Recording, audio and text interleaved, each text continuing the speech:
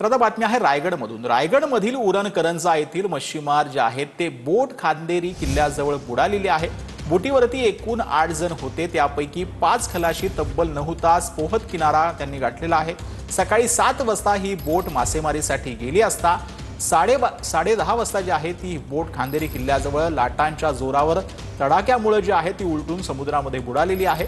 सध्या 5 जणांवर अलिबाग जिल्हा रुग्णालयामध्ये उपचार सुरू आहे।